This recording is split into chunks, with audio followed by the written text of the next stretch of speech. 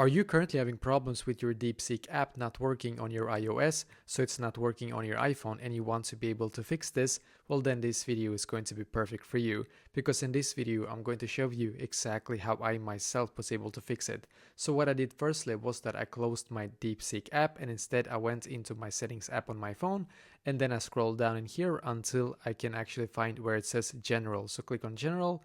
And as you can see, it should now take you to this page, which is perfect. So now scroll down in here and click on storage.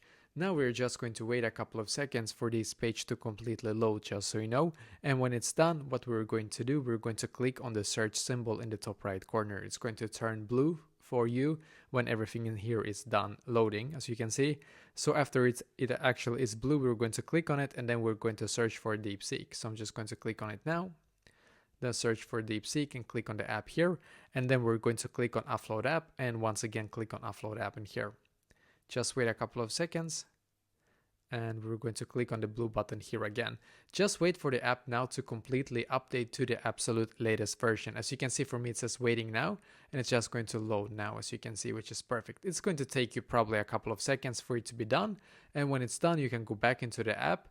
And let's see, as you can see, it's not working for me, so I hope that it will also work for you as well.